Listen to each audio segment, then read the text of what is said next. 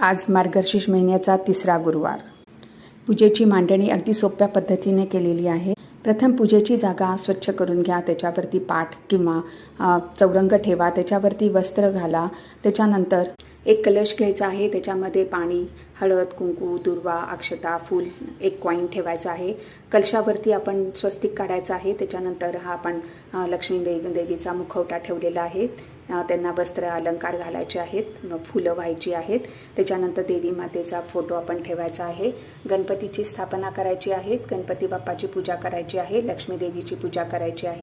तेलाचा व तुपाचा दिवा लावायचा आहे. तांबूल ठेवायचा आहे. यंत्राची पूजा करायची, फळं ठेवायची आहेत. त्याच्यानंतर खोबरं आणि गूळ ठेवायचं आहे. खीर किंवा काही नैवेद्य ठेवायचा आहे. हे सगळं मांडून झाल्यानंतर मग आरती करायची आहे. कहाणी वाचायची आहे आणि महालक्ष्मी मातेला आपण प्रार्थना करायची, आमचं सर्व चांगलं